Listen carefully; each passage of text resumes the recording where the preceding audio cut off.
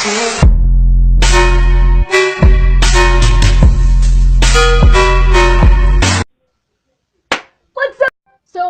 Whoa, okay. So if I scared you, welcome back, and if you're one of my new people, it's good to see you. Nice to meet you. My name is Bree. This really smells in here, so ew. So this story goes back to when I was 8 years old, and at this time I was at a family member's house. It was me and all my cousins and, you know, aunts and whatever, having like a little cookout thing. And you know, one of the parents were standing outside cooking on the grill. I think a couple of them were, actually. And all the kids decided, you know, let's go ride bikes because we don't have nothing to do. We're not going to sit inside all day because, you know, that's not that fun when you're a kid. And you'll want to ride a bike. You got to. You got to. I was like a late learner on how to ride bikes, and so I think this was like maybe my second or third year of knowing how to ride a bike, and I've always been a very clumsy child. There are a lot of embarrassing, very embarrassing elementary school stories that I could absolutely tell you, but those for another time. So we all get on our bikes. I'm riding out. Nobody has any helmets on, knee pads, elbow pads. We decided to go freestyle, which, if you do not wear elbow pads, knee pads, and a helmet, don't think that you're cool, because you're not. You are stupid, like me. It was very stupid. Do not be stupid out on the road. Wear things that protect your body. Honestly, especially if you want to come out having those body parts back. So at this time, it was me and everybody. I mean, literally every kid on the block. There was about maybe like 5 other kids or 6 other kids that lived on the block, so they all had bikes. We had bikes, and there was like 5 of us as well, so there was like maybe about 10 bikes on this road, and it was completely crazy. Thank God it was like a little cul-de-sac area. I decided, you know, I'm gonna go a little bit faster than usual, which was really stupid because I drove into, we all had played Follow the Leader on our bike before. If you haven't, then maybe I'm just the crazy one, but me and my cousins play Follow the Leader on our bikes when we were kids, and it was me in the lead, and my cousin, who's just like 1 year younger than me, was not that far behind me. I decided to turn down this long driveway that belonged to somebody else, which was actually not a good idea to come to think of it, because like I could have been maybe I am a daredevil. I belong with Sam and Colby, because like the whole thing, I went on private property. TFIL, hit me up please.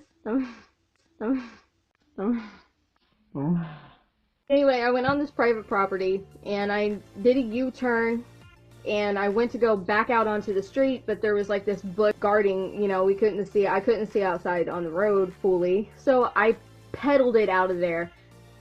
And then all of a sudden, here comes my cousin.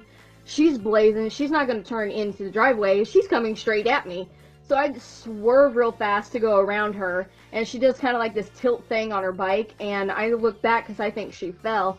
And I turned my head for about maybe 2 minutes, and with riding on a bike, it's always important to pay attention to where you're going, except I did not, and I smacked my head straight on a tree. I went flying. I don't even know how I went a little bit airborne, but I went airborne. I hit my head on the tree, slid down, and I hit my head on the concrete, and hitting them both, oh my lord, they were so hard, and obviously my head was so hard too, because I did not get it split open, thank God. But everything after that went black for about maybe a couple minutes, and maybe that's the reason why I'm so crazy, because I hit my head so many times, but like, I just know how it feels to be passed out for a couple seconds, so it's just weird.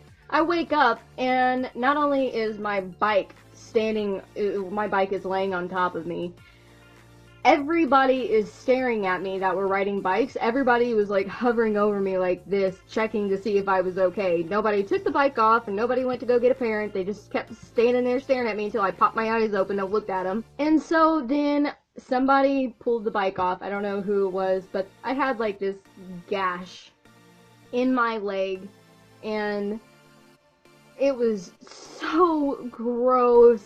It was disgusting. I could actually see things inside of my leg, which,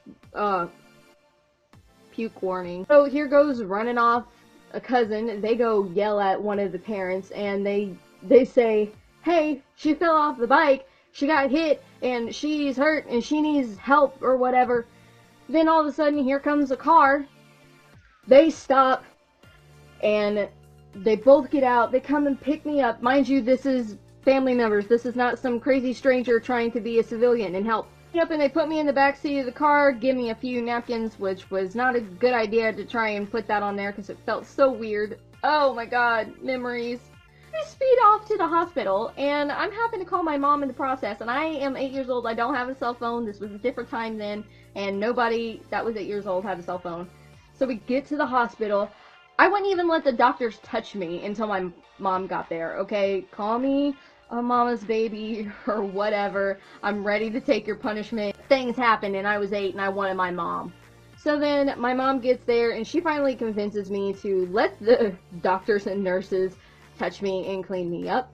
The cleaning process was so painful, and I was shaking completely, and the doctor was like, you have to get stitches, and I automatically started screaming, we have to give you stitches, because you can't walk around looking like Frankenstein. I don't want stitches, you're not gonna give them to me!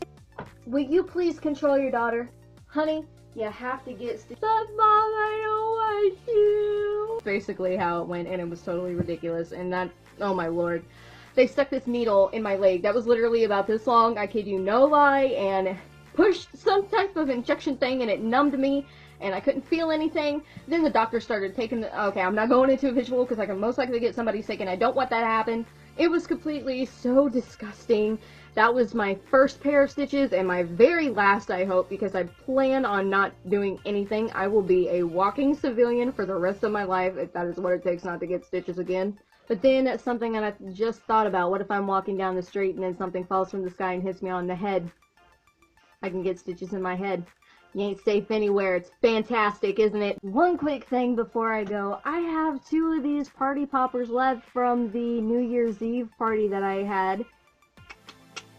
And I plan on being a little devil, so if you guys want to see me scare a couple of my family members with these things, please let me know in the comment section below, because that would be really fun, wouldn't it? But anyway, that's all I have for you guys today. If you like this video, please make sure to give it a big thumbs up, because that helps me in the future make more videos for you. I'm not going to forget a shout out. I'm never going to forget a shout out. If you are not already, please make sure to subscribe and turn on your post notifications so you never miss a post, because I make videos every single Monday and every single Friday. And until then, I will see you next time.